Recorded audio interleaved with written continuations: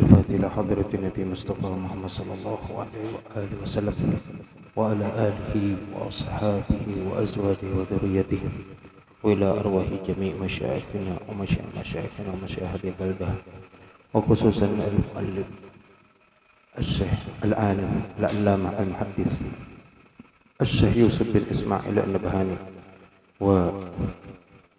والعالم العلامة الفقيه الشيخ عبد الله بن سعيد محمد عبادي اللهدي وأصولهم وفروعهم أن الله تغشاهم بالرحمة والمغفرة ويسكنهم في الجنة وأن الله يعيد علينا من أسرار أنوار وعلوم بركات في الدين والدنيا والآخرة ولا هادينا وكل نية صالح إلى حضرة النبي. الفاتحة. أعوذ بالله من الشيطان الرجيم. بسم الله الرحمن الرحيم. الحمد لله رب العالمين الرحمن الرحيم مالك يوم الدين إياك نعبد وإياك نستعين اهدنا الصراط المستقيم صراط الذين أنعمت عليهم غير المغضوب عليهم ولا الضالين آمين. أعوذ بالله من الشيطان الرجيم. بسم الله الرحمن الرحيم. الحمد لله رب العالمين والصلاة والسلام على أشرف الأنبياء والمرسلين سيدنا ومولانا محمد وعلى آله وصحبه أجمعين. سبحانك لا علم لنا إلا ما علمتنا إنك أنت العليم الحكيم ولا حول ولا قوة إلا بالله العلي العظيم. رب اشرح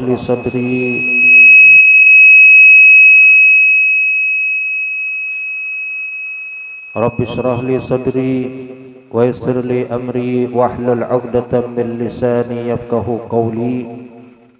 اللهم اهدنا إلى أحسن الأعمال والأخلاق لا يهدي لأحسنها إلا أنت واصرف عنا سيئها لا يصرف عنا سيئها إلا أنت. اللهم آت نفوسنا تقواها وزكها وأنت خير من زكاها أنت وليها ومولاها. اللهم أرنا الحق حقا وارزقنا اتباعه وأرنا الباطل باطلا وارزقنا اجتنابه ولا تجعله علينا مبحما فنتبع الهوى واجعل هوانا تبعا لما جاء به حبيبك محمد صلى الله عليه وآله وسلم. أما بعد وبالسند المتصل إلى العالم العلامة المحدث الشيخ يوسف بن إسماعيل النبهاني رحمه الله تعالى ونفعنا به وبعلومه في الدارين آمين. قال الباب السادس. Bab yang keenam fi sifati ibadati Rasulullah sallallahu alaihi wasallam wa salatihi wa saumihi wa qiraatihi wa fihi thalathatu fusulin. Bab yang keenam tentang sifat-sifat ibadahnya Rasul sallallahu alaihi wasallam. Jadi dalam bab ini akan digambarkan, dijelaskan kayak apa ibadahnya Rasul sallallahu alaihi wasallam, yang mana bersamaan dengan itu beliau adalah orang yang paling mulia, paling takut kepada Allah Subhanahu wa taala. Tapi karena disebutkan kayak apa ibadah beliau melebihi daripada orang-orang biasa. Mudah-mudahan kita kau mencontoh ibadahnya Rasul sallallahu alaihi wasallam. Allahumma rzuqna mutabata'ahu fi ibadatihi wa salatihi, dan sembahyangnya Rasul, wa saumihi, dan puasanya Rasul, wa qiraatihi, dan bacaan beliau yaitu Al-Qur'an. Dan di dalam ini ada 3 fasal. Wa fihi thalathatu fusul. Al-faslul awwal. Fasal yang pertama,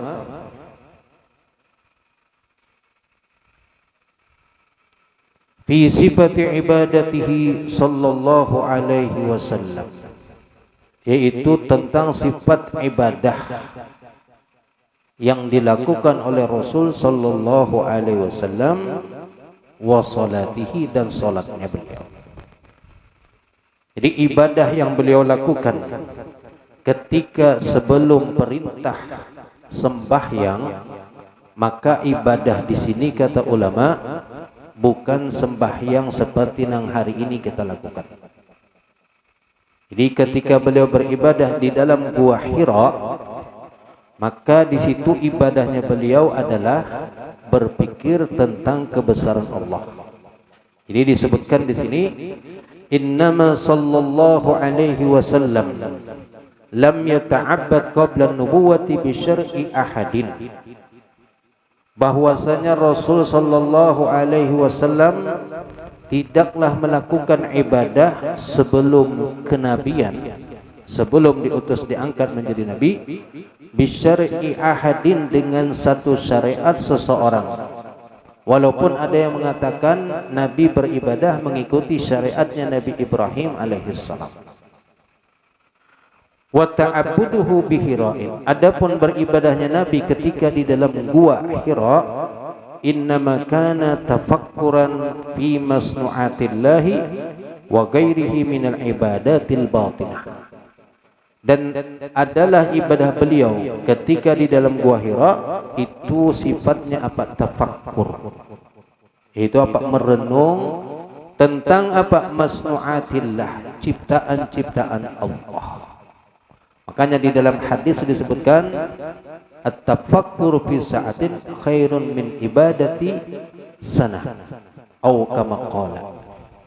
Adalah berpikir tentang kebesaran Allah, ciptaan Allah, itu lebih bagus daripada ibadah setahun, puasa, tahajud dan lainnya. Ini berpikir yang mana membawa kepada bertambahnya iman.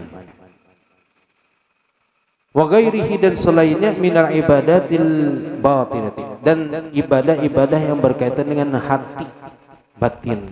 Jadi kalau ibadah gerakan seperti kita sembahyang itu kata ulama belum ada lagi.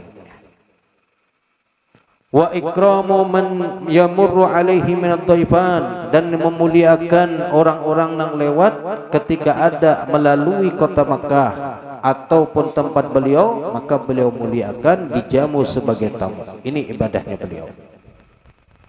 Fa innahu kana yakhruju ila Hira'in fi kulli 'amin syahran wa yata'abbadu fihi bidzalik. Sebagaimana yang kita maklum dalam kitab sirah, Nabi beribadah di Gua Hira. Jadi setiap tahun beliau keluar 1 bulan masuk ke dalam Gua Hira untuk melakukan ibadah. Yang mana kemudian ketika terakhir itu datanglah malaikat Jibril dengan membawakan wahyu firman Allah, dan kemudian beliau resmi diangkat menjadi nabi. Nah, itu ibadah yang beliau lakukan. Kemudian qala Rasulullah sallallahu alaihi wasallam. Hadis yang pertama tentang kayak apa takwanya Nabi. Qala Rasulullah sallallahu alaihi wasallam, ana atqakum lillahi ta'ala. Adalah aku atqakum, paling bertakwanya kalian, lillah, kepada Allah subhanahu wa ta'ala.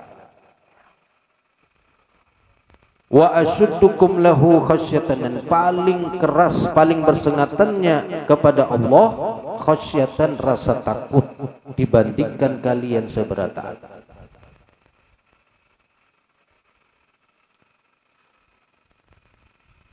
Ini hadis yang pertama menjelaskan kayak apa besarnya takwa Rasulullah dan takutnya Rasulullah kepada Allah Subhanahu wa taala. Yang mana dulu kan ada 3 orang sahabat kalau tidak salah, yang mana mereka beribadah kada hendak baguring semalaman. Yang sekeikung puasa setahunan. Yang seikung lagi kada hendak kawin seumur hidup. Lalu sampai berita kepada Rasulullah, dikiaulah 3 orang tadi itu. Ditakoni, bujurkah ikam nang bepada kada hendak guring semalaman, hendak tahajud aja. Ujar sahabat yang pertama, bujur. Yang kedua ditakoni ikam bujurkan hendak puasa setahunan. Nggih. Yang ketiga ikam bujurkan yang kada hendak kawin seumur hidup, hendak membujang aja. Ujarnya ini. Lalu kemudian di situ diingatkan oleh Rasulullah, ana atqakum, aku ini orang yang lebih takwa daripada kalian, lebih takut kepada Allah, tapi aku guring dan bangun malam. Jadi kadang begadang semalaman, kadang guring juga tetap. Kemudian puasa, aku juga puasa tapi sehari puasa, sehari kadang puasa terus-terusan. Begitu juga dengan kawin, ana atazawwajun nisa, aku juga kawin dengan bahkan bini Nabi kan banyak. Lalu kemudian Nabi mengingatkan, likulli syai'in haqqun, setiap sesuatu itu ada haknya. Mata ada haknya untuk guring, parut diberi hak untuk supaya diisi, dan badan kalau uyuh punya hak untuk diistirahatkan. Kada seberataan dipaksakan, dan di dalam ibadah, di dalam kita taat kepada Allah tidak dipaksakan. Wa ma amartukum bi amrin fa'tu mastata'tum. Apa yang aku perintahkan ya Rasulullah, kamu kerjakan semampu kamu.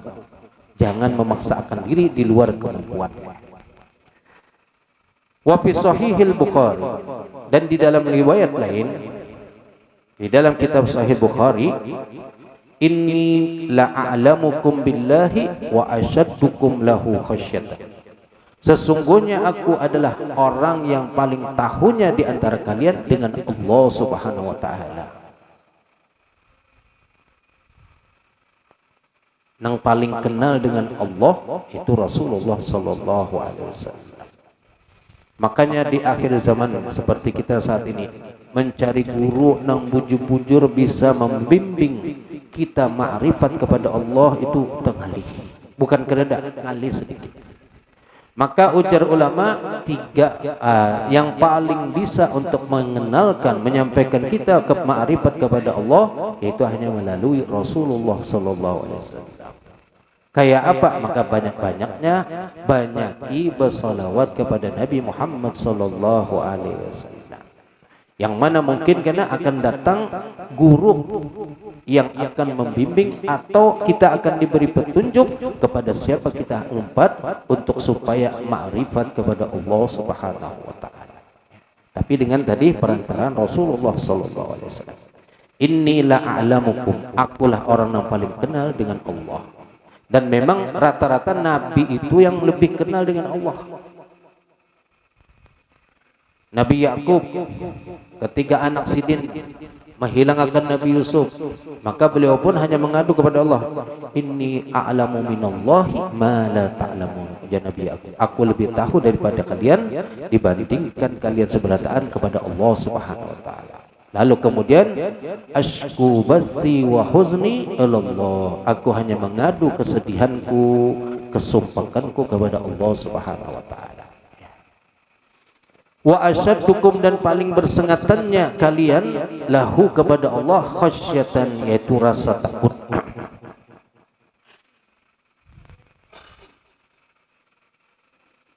Dan ma'rifat kepada Allah Subhanahu wa taala atau takut yang timbul kepada Allah itu berdasarkan ras ilmu pengetahuan.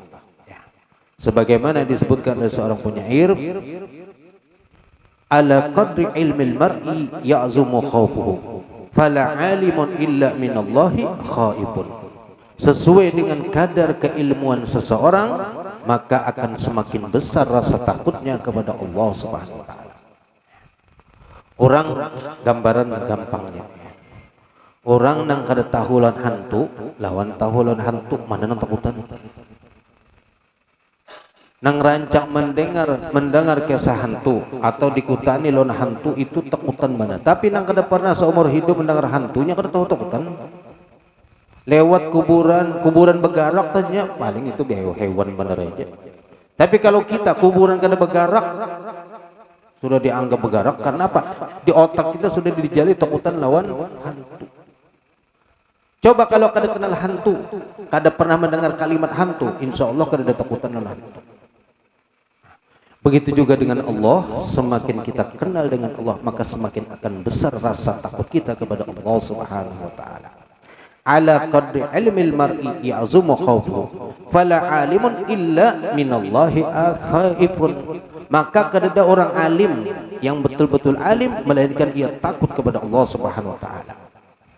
Kalau ada orang alim kada takutan lawan Allah, ini belum dikatakan orang alim lagi.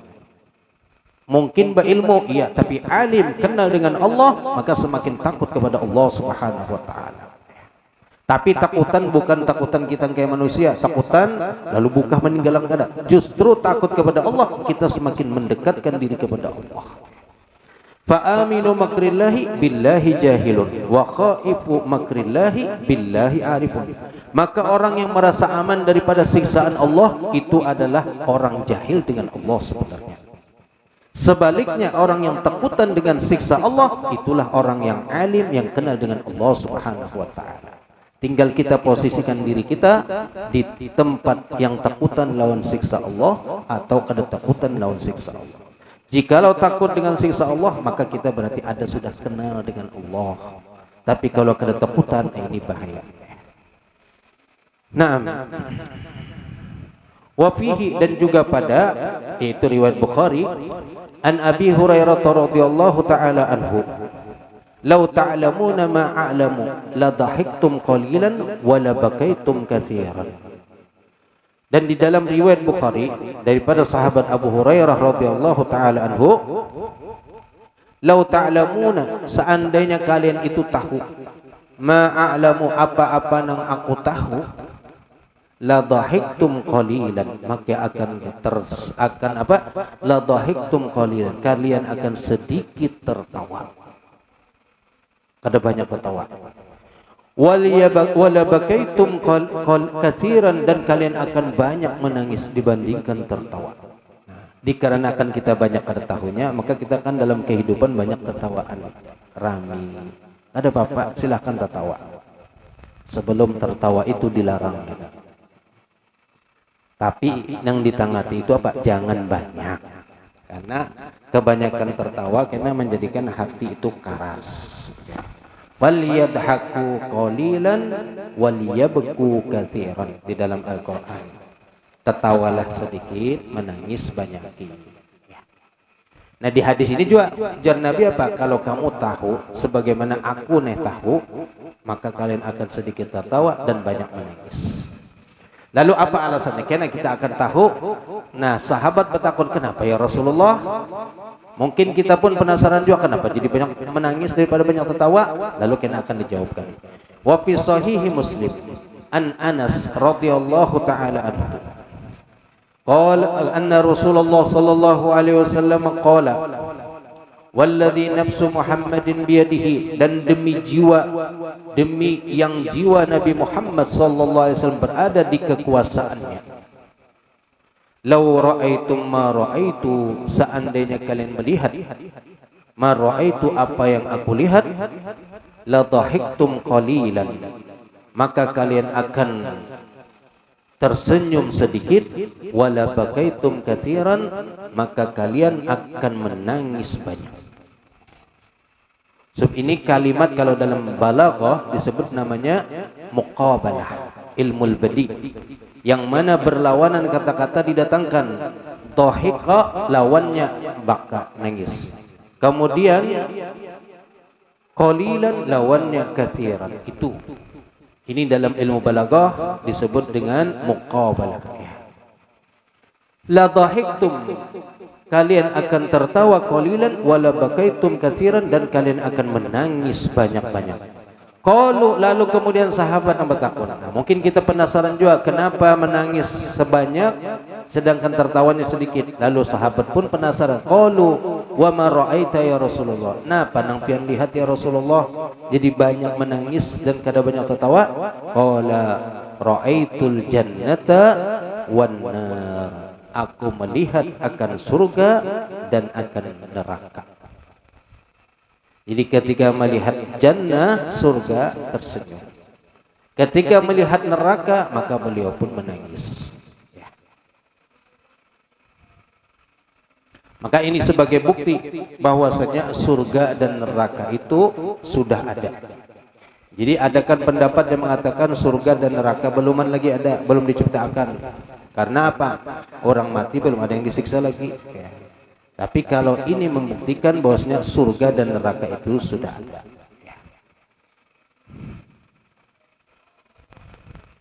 Qala wa 'anil Mughirah ibn Syu'bah, dan daripada sahabat Ibnu Mughirah bin Syu'bah, wa Abi Hurairah radhiyallahu taala anhuma, dan juga dari sahabat Abu Hurairah, dua sahabat yang meriwayatkan hadisnya. Annahuma qala, kedua-duanya berkata, shalla Rasulullah sallallahu alaihi wasallam, adalah salat Nabi. Ini gambaran sembahyangnya Nabi, dan mungkin pian rajak mendengar hadis tentang kisah Nabi sembahyang ini.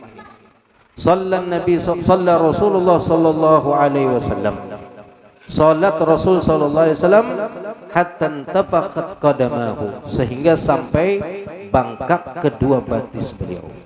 Intafakh artinya apa? Menggelombong. Kalau bahasa kita bangkak batis.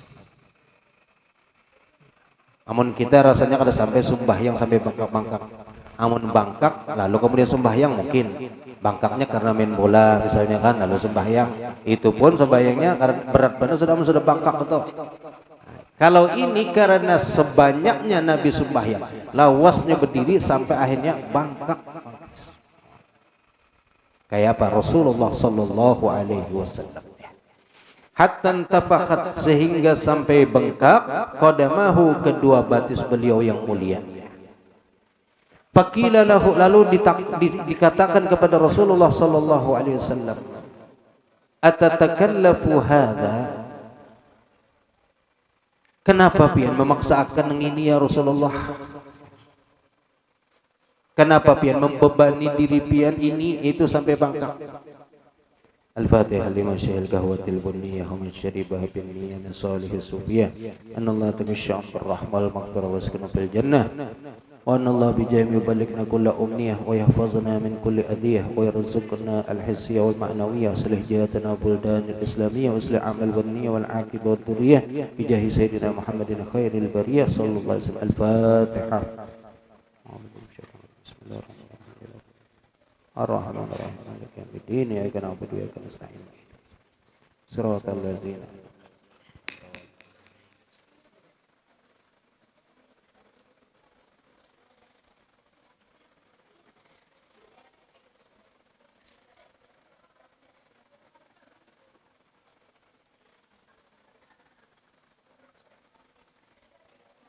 alhamdulillah.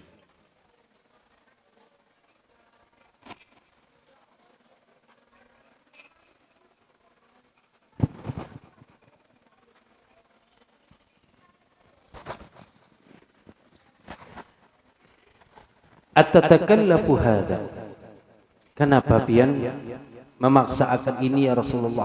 Itu bahasa kitanya. Sampai bangkak-bangkaknya pian sembahyang. Wa qad ghafarallahu laka ma taqaddama min dzambika wa ma ta'akhkhar. Bukankah sudah mengampuni oleh Allah Subhanahu wa taala kepada pian ya Rasulullah ma taqaddam, apa yang telah terdahulu, min dzambika, daripada dosa, wa ma ta'akhkhar, dan apa yang akan datang. Di dalam Al-Quran, inna fatahna laka fatham mubina liyaghfira lakallahu ma taqaddama min dzambika wa ma ta'akhkhar wa yutimma ni'matahu 'alaika wa yahdiyaka siratan mustaqima. Itu diampuni. Namun timbul pertanyaan, kena Imam Bujiri mengatakan timbul pertanyaan, dosa kenapa tidak diampuni dosa sedangkan Nabi maksum dari berdosa? Maka ada penjelasan ulama mengenai kalimat dosa di situ ya. Qala, maka jawaban Nabi apa? Afala akunu abdan syakur, apakah aku kada menjadi hamba yang bersyukur dengan diberikan nikmat oleh Allah, lalu sudah diampuni dosa, dimaafkan kesalahan, lalu imbah itu aku kada beribadahkah, kada melakukan syukurkah kepada Allah gara-gara diampuni?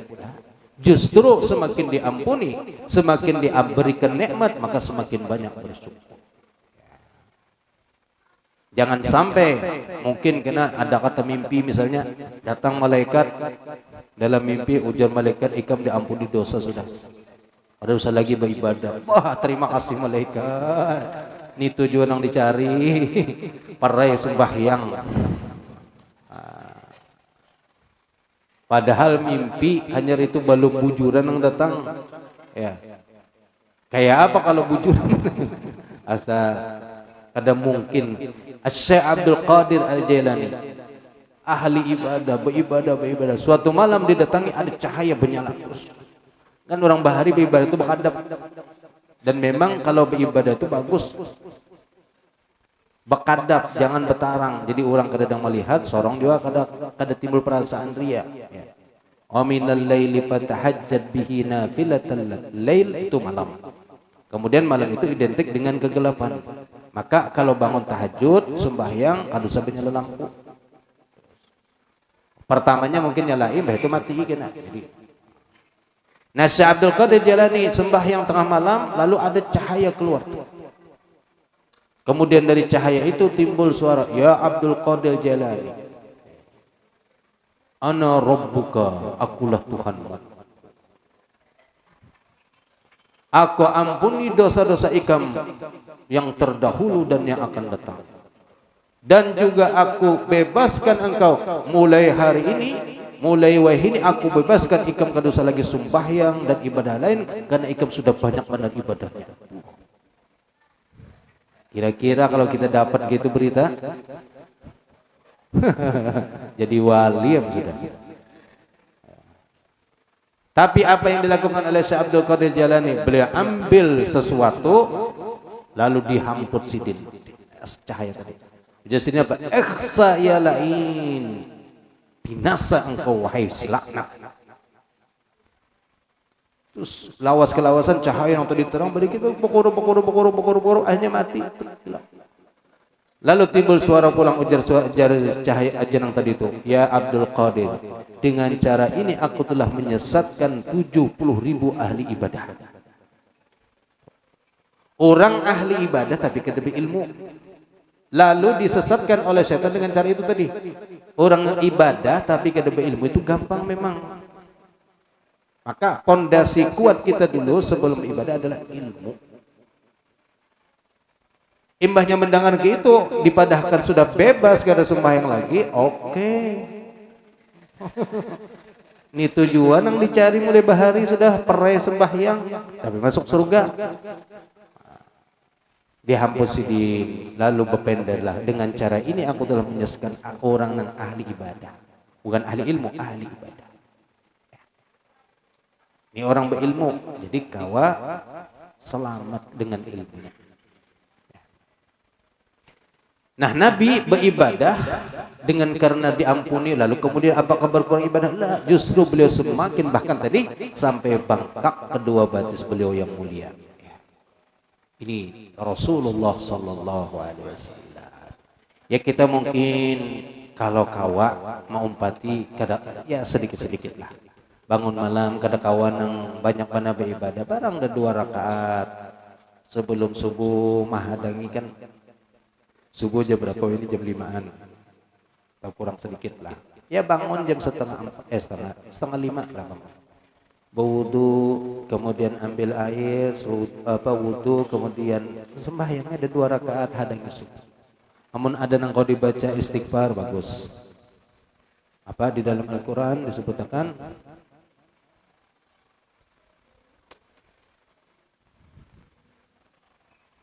Wafil asharihum yastaghfirun. Nah, di antara yang dianjurkan di waktu sahur adalah istighfar. Wafil ashar, dan di waktu sahur itu sebelum subuh yastaghfirun, mereka beristighfar. Ini sifat-sifat orang aulia Allah. Lalu kemudian kalau misalnya kada istighfar maka apa? Tasbih. Karena tasbih juga diperintahkan. Fadkurullaha dzikran katsira wasabbihu bukratan wa asila. Banyak bertasbih, banyak ingat Allah, dan kemudian bertasbihlah engkau di waktu pagi dan sore. Jadi waktu pagi itu bagus tasbih. Kemudian Al-Qur'an juga bagus disebutkan. Apa di dalam Al-Qur'an juga disebutkan? Ada ayatnya yang mana kita disuruh juga baca Al-Quran. Jadi silahkan aja, yang penting diisi waktu sebelum subuh. Kalau kawa, amunnya kada kawa paling kada bana subuhnya jangan terlambat. Ya. Karena kita tadi disuruh oleh Rasul semampu kita. Tapi jangan mampu aja cuma diulah-ulah kada mampu. Padahal kawa aja tapi diulah-ulah kada kawa. Itu ngarannya kan pura-pura. Sebenarnya kawa aja. Ketika berangkat keluar misalnya pesawat. Pesawatnya jam berapa subuh? Itu sebelum subuh sudah bangun. Kenapa? Takutan tertinggal pesawat. Padahal kerugian pesawat paling 1 juta 2 juta. Tapi ketinggalan kalau kada seandainya kada pesawat, kada ditulang kemana-mana. Subuhnya jam berapa? Bangun. Jam 8, jam 9. Berarti lebih takutan urusan dunia kita kadang-kadang. Takutan kehilangan duit ya bayar pesawat dibandingkan kehilangan surga yang dijanjikan oleh Allah Subhanahu wa taala.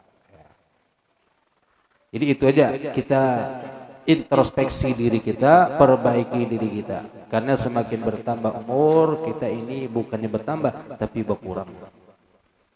Jatah 60, kemudian naik pulang umur bernaik, berarti kan jatah tadi semakin kurang. Maka perbaikilah sisa yang diberikan oleh Allah Subhanahu wa taala. Jadilah afala akuna abdan syakura. Dan hamba yang bersyukur ini sedikit. Wa qalilun minhum. Sedikit di antara mereka yang bersyukur. Makanya ada doa di antara aulia Allah itu, doanya cuma hendak Allahumma ja'alni minal qalilin. Ya Allah, jadikan ulun daripada golongan yang sedikit. Siapa yang sedikit? Itu tadi wa qalilun min ibadiyasy syakur, atau wa qalilun ma hum, sedikit di antara mereka. Jadi kita jadikan hamba bersyukur aja sudah. Duduk di makam syukur, diberi apa aja syukur alhamdulillah. Syukur alhamdulillah. Kada usah membandingkan dengan orang lain, sebab kalau kita katanya membandingkan ya nang mengeluh hidup kita. Karena apa? Semakin kita bandingkan, semakin banyak orang yang lebih daripada kita. Kalau sudah gitu ya nang aduh kemana-mana aja kada tenang. Di sini orang tenyamaninya pada seorang, nyamaninya pada seorang. Kada ada habis-habisnya. Tapi kalau kita bersyukur, Allah alhamdulillah. Ada buku ditulis bahasa Indonesia kita itu. Ditulis Al-Habib Novel Al-Idrus yang di Solo itu.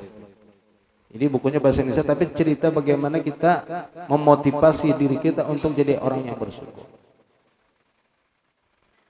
Ada orang naik kapal. Mbak itu pas di tengah laut sekalinya kapalnya kena serangan badai. Lalu kemudian ada beberapa penumpang yang selamat, termasuk ada bebinian. Kawa bepingkut sesuatu benda lalu terapung-apung. Sekalinya dihiga ada juga orang yang selamat. Nang dihiga ini melihat bebinian ini pindah senyum aja. Padahal ini sudah cagar mati nih. Di tengah laut. Tapi pindah tenang aja santai. Nang dihiga ini kan tipuh benar. Apa gitu nih? Sekalinya pas melihat bebinian pindah senyum tenang aja. Takutnya ya, kayak apa pian ini? Pindah senyum aja. Maka kita ini di tengah laut mati aja lagi hitungannya. Kada takutan gak mati. Kenapa biasa aja. Kenapa tadi? Tenang benar. Jasidin amun aku mati karena ini gara-gara ini mati, karena mati aku masuk surga. Alhamdulillah. Amunnya hidup, anakku sudah menghadangi di kampung sana. Dan inya sudah mengharap-harap aku datang, berarti kemana aja aku sampai, tetap kebahagiaan yang menunggu aku. Ini optimis yang dibangun dalam diri itu luar biasa. Kita kan banyak kadang itu bukan optimis tapi pesimis. Busia, kalupinnya, perennya, nah apalagi andai kata, kadang bahasa Banjar aja, busia, kalupina. Padahal kata-kata yang pesimis itu kita harus singkirkan, jadikan kita itu melangkah dengan optimis. Maka insya Allah sebagaimana hadis qudsi, ana inda zonni abdi, aku itu berdasarkan sangkaan hamba. Kita menyangka baik kepada Allah maka akan jadi baik. Tapi kalau kita bersangka buruk tadi usia, kalupina, perennya, jikalau, umpama, maka itulah yang terjadi. Maka baliklah cara berpikir kita, jadikan optimis. Walaupun sebenarnya dalam hati nih, ini kayak belang ada orang garing, ini binanya Senin Kamis sudah. Tapi tetap semangat nih. Ingat, rahmat Allah. Absyir, berikan kabar gembira, jangan pernah berikan kabar yang kada bagus. Walaupun sudah diponis dokter, umurnya 2 jam aja lagi ini. Terus ada pian aja lagi yang memberi apa mas itu. Mbak apa supaya semangat? Tawari kawin kehendak lagi itu insya Allah semangat. Qala al-Bajuri. Nah di sini iskalnya timbul. Wa qala al-Bajuri. Berkata Imam Bajuri. Imam Bajuri ma'ruf di kalangan santri, siapa yang kada kenal kitab beliau ya. Apa Hasyiatul Bajuri dalam fikih, dalam tauhid Tuhfatul Murid. Kemudian dan kitab-kitab lain terkenal. Ini seorang alim allama dan masya Allah kitab beliau ini kadang-kadang gharib, aneh-aneh di dalam kitab beliau. Ya. Apa ujar beliau? Wastuskila hadza qadiman wa hadisan, dan ditimbul permasalahan, diiskalkan, dijadikan problem. Hadza ini itu perkataan diampuni dosa Nabi baik yang terdahulu ataupun yang akan datang. Qadiman mulai zaman dahulu terjadi muskilah, hadisan dan juga sekarang pun tetap jadi masalah. Apa masalahnya? Bi annahu sallallahu alaihi wasallam, bahwasanya Rasul sallallahu alaihi wasallam itu apa? La zambalahu, kada ada dosa. Kan sudah ma'ruf, kita tahu Nabi itu maksum, kada ada berdosa. Lalu kayak apa di dalam firman Allah disebutkan liyaghfirallahu ma taqaddama min dzambika, min sebagian daripada dosa-dosa engkau. Ini kan kalau orang bikin kayak apa berarti Nabi pun berdosa juga ada, tapi diampuni. Nah, maka di sini ada jawabannya insyaallah nanti ya. Likaunihi, karena keberadaan Nabi itu maksuman, orang yang maksum yang kada mungkin tegawi dosa. Nabi Rasul itu maksum. Kalau bukan Nabi kada ada maksum. Hanya sebatas mahfuz, terjaga. Tapi kalau maksum itu adalah Nabi. Walaupun arti dalam bahasa kita bisa dua-duanya sama, maksum dengan mahfuz itu apa? Terjaga. Tapi terjaga Nabi kada mungkin tegawi. Tapi kalau terjaganya para wali bisa aja terjadi. Wali tegawi dosa bisa aja mungkin itu. Ya. Tapi kalau Nabi lah. Ya. Wa ahsanu makila. Di sini langsung dijawabkan oleh beliau, yaitu oleh Imam Bajuri sendiri. Makila, apa yang dikatakan fihi pada jawabannya. Annahu min bab, bahwasanya itu daripada babnya masuk dalam bab hasanatul abrar sayyiatul muqarrabin. Ini pembahasan tentang kedudukan orang-orang yang abrar kemudian muqarrabin. Kebaikan orang-orang abrar. Abrar kalau dalam bahasa kita itu ya orang-orang baik lah sudah ya. Kebaikan yang dilakukan oleh orang-orang abrar itu apa? Masuk level kategori sayyiatul muqarrabin, kesalahannya orang-orang yang lebih dekat daripada abrar. Jadi ada tingkatan abrar, ada muqarrabin. Nah, kebaikan yang digawi oleh orang-orang muqarrab, orang abrar, itu kalau dibandingkan orang yang muqarrab, orang yang sudah dekat kepada Allah, itu masih kategori kesalahan masih. Kenapa? Mereka sudah duduk di tempat yang tinggi, lalu melihat gawian yang di bawah. Ya Allah, aku dulu menggawi gitu aja, ke depan tas aku menggawi gitu. Kenapa? Kedudukan sudah tinggi. Maka inilah termasuk yang apa baginda Nabi seperti itu. Beliau ini kan makomnya selalu naik-naik. Ketika melihat kepada ke bawah itu termasuk kategori kesalahan. Padahal itu bukan kesalahan sebenarnya. Cuman untuk level beliau itu adalah kesalahan dianggap. Nah, itulah jawaban daripada ulama. Walaupun ada jawaban lain-lain yang mana semuanya memberikan bahwasanya bukan dosa. Kalimat ma taqaddama min dzambika wa ma ta'akhkhar. Jadi apa? Ta'akhkhar, Nabi akan tegawi dosa. Itu apa? Terlindungi daripada dosa. Kada mungkin tegawi dosa. Dengan diampuni itu maka terjaga, kada mungkin tegawi dosa. Itulah beberapa pendapat ya yang menjelaskan tentang mengenai firman Allah tadi. di dalam surah Inna Fatahna, dan juga di dalam hadis ini yang menjadikan iskal para ulama, tapi ulama itu sendiri menjawabkan ulang, jikalau ada yang bertakut kayak apa berarti Nabi itu bisi dosa. Maka jawabannya min bab hasanatul abrar sayyiatul muqarrabin.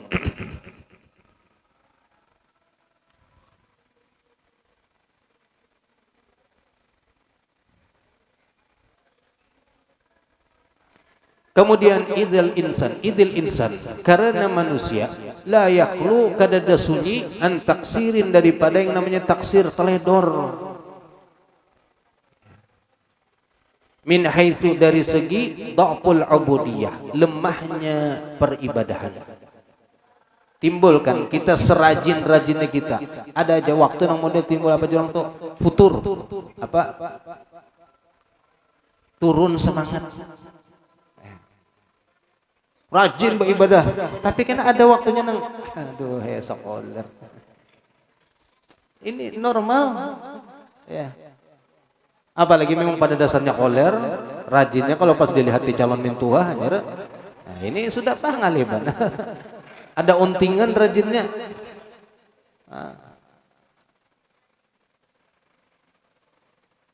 Itu orang yang rajin beribadah istiqomah, ada aja waktunya nang apa timbul jenuh. Makanya kan kita itu diberi macam-macam jenis ibadah. Karena dalam hadis sebutkan itu apa? Hadisnya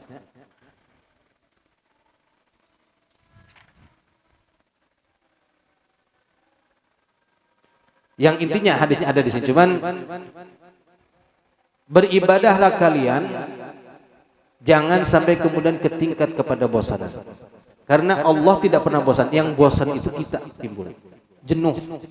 Sembahyang terus sembahyang. Timbul juga bosan. Maka pindah ke jenis ibadah lain pula apa? Baca Quran. Baca Quran terus-terusan uyuh juga. Yang biasa mengaji di kuburan tuh. Uyuh kalau 24 jam apa MTQ aja orang tuh. Haji Serbin ada. MTQ, orang apa MTQ sekalinya mengaji di tengah kuburan.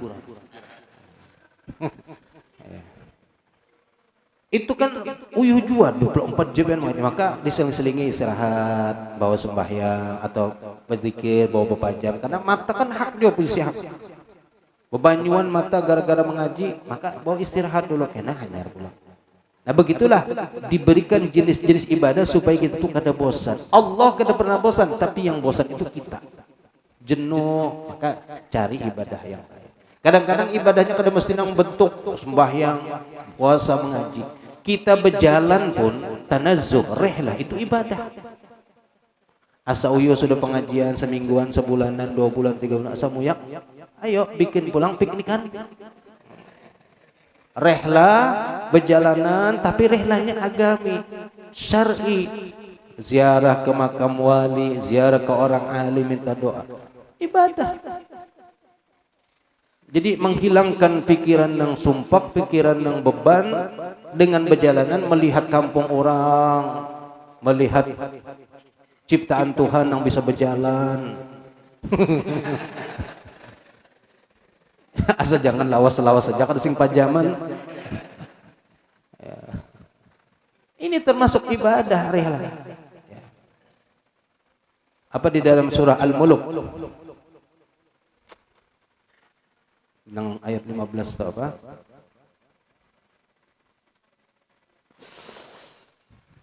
Astagfirullah. Itu di situ ada isi perintah disuruh kita berjalan dan memakan rezeki yang diberikan oleh Allah. Apa ayatnya?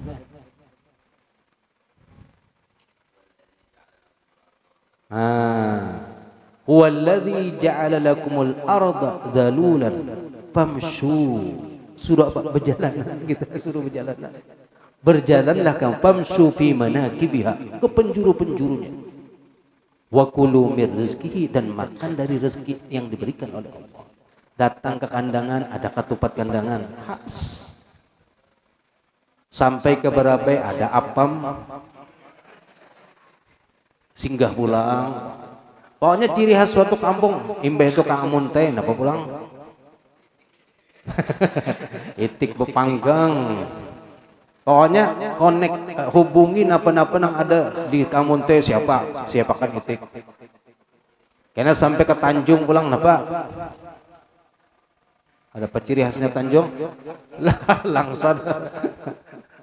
Mbak sudah uyuh makan ketupat, makan apa, makan itik, lalu cuci mulutnya langsat pulang.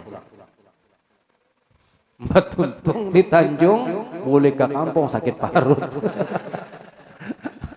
Marambus kan. Ini ada sisi apa dianjurkan? Apa tadi pertamanya ayatnya? Famshu fi manakibiha maksudnya. Padahal dibaca tapi itulah kalau lagi perlu kok diingatan. Surah Tabarak Al-Mulk. Huwallazi ja'ala lakumul arda zalulan. Zalul artinya apa? Ditundukkan bumi. Wallazi ja'alakumul arda. Allah yang menciptakan bumi zalulan dalam keadaan ditundukkan, direndahkan, dimudahkan untuk kita.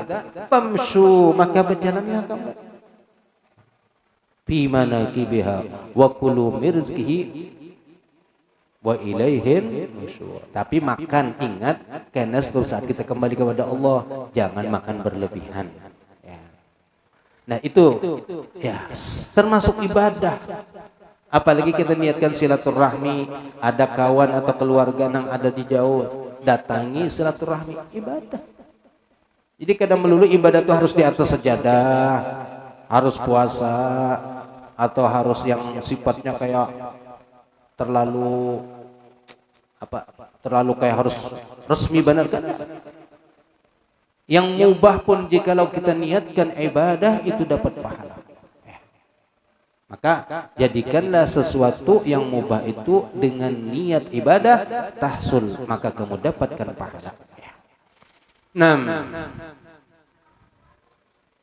Min haitsu dha'ful ubudiyyah, daripada segi lemah al-ubudiyah peribadahan, ma'a azamatir rububiyah, bersama dengan agungnya ar-rububiyah, sifat ketuhanan.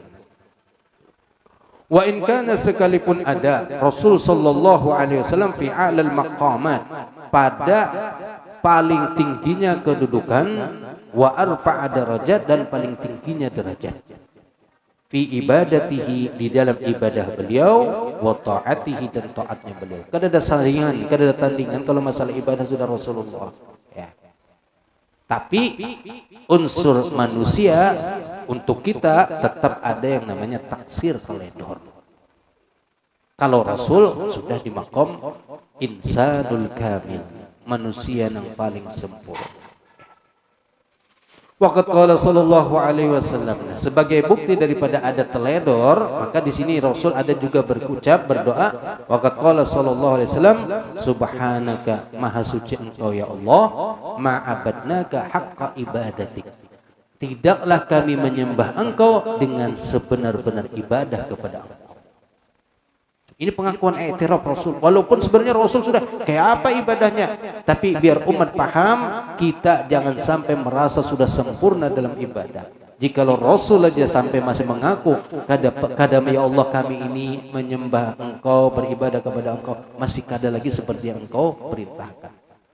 La usi sanan alaika anta kama asnaita ala nafsik.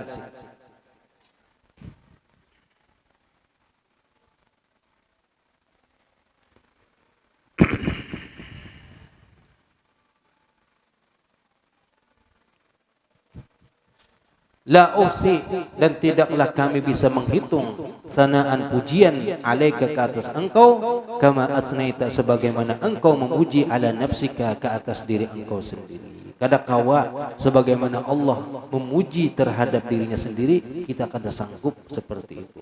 Ini i'tiraf pengakuan Rasulullah sallallahu alaihi wasallam, yang mana sudah Rasulullah itu kan ketika beliau berkhutbah itu pujiannya kepada Allah luar biasa. Kalau kita paling kalau ya pembukaan berdoa alhamdulillahirabbil alamin, atau pembukaan ceramah alhamdulillah, pujian. Tapi kalau Rasulullah sudah mubalaghah bersengatan, namun di satu itu waktu dan di satu sisi beliau masih mengaku belum bisa memuji sepenuhnya seperti Allah memuji diri beliau sendiri. Walidzalika, maka oleh karena itu kila dikatakan al-maghfiratu, itu ampunan itu kismani, ada dua macam. Maghfiratun lil awam, itu ampunan untuk orang awam. Apa ampunan untuk orang awam? Itu kadang menyiksa mereka dengan sebab kesalahan. Itu ampunan. Tulisannya tetap ada. Jadi kalimat musamahah itu tulisan kesalahan kita tetap ada, cuman kada dihukum. Jadi kita bersalah melakukan apa, suatu dosa misalnya, dimaafkan, sudah tutup aja bukunya ini, kada dihukum, tapi kada dihapus. Tapi kalau maghfirah dihapus sama sekali tulisannya. Wa maghfiratun lil khawas wa hiya musamahatuhum min at-taqsir. Adapun ampunan untuk orang khusus, itu para anbiya, para aulia, orang-orang khusus, mahia apa? Musamahatuhum, memaafkan mereka min at-taqsir, daripada keteledoran.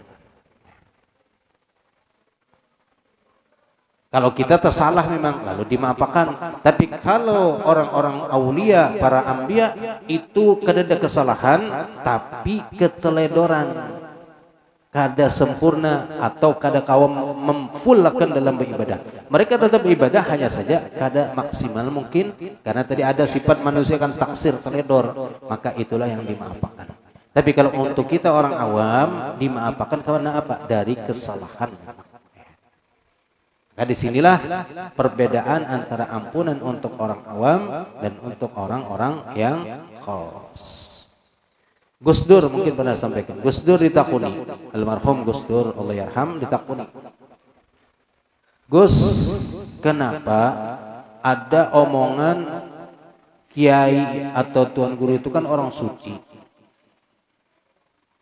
tapi kenapa kalau mereka orang suci kenapa tersalah juga lagi masih? Ada juga melakukan kesalahan orang suci, maka orang suci kalau menurut versi orang-orang non muslim itu kan kada salah. Pendeta kada salah, biksu kada salah, kada berdosa, brahmana kada salah. Lalu kenapa kiai yang dikatakan untuk orang Islam bukan suci, tapi kenapa tersalah juga kiai? Lalu ujar Gus Dur, justru nang boleh salah itu kiai. Kalau kalian orang awam jangan sampai tersalah. Loh kenapa? Sebab kiai tahu cara menghapus kesalahannya. Kalau tersalah ada penghapus ini, dihapus ini, kawa kada jadi tersalah. Nah orang awam kada tahu cara menghapus akan salah, maka jangan sampai melakukan kesalahan. Sebab kada kau menghapus. Ujar orang nang barat tadi, oh iya bujur dia. Ibarat kita bisi pensil, nang boleh tersalah, nang bisi penghapus, nang kada ada bisi penghapus, jangan sampai tersalah, hati-hati. Sebab kalau tersalah kayak apa menghapus kada awak. Tapi kalau nang bisi penghapus tersalah, hapus bahasa pula. Nah, kiai seperti itu, kiai tahu kalau tersalah cara menghapusannya apa? Bawa sedekah, bawa ini, itu cara menghapusan. Kita kan kada tahu, orang awam menyata salah tersalah, ya Allah tersalah. Anak menghapusan kada tahu. Maka hati-hati jangan sampai tersalah. Itu jawaban Gus Dur. Dan dipikir-pikir memang jujur. Jadi biar aja kiai yang tersalah. Karena silin tahu. Selanjutnya wa anil Aswad bin Yazid qala wallahu a'lam bissawab. Insyaallah yang akan datang.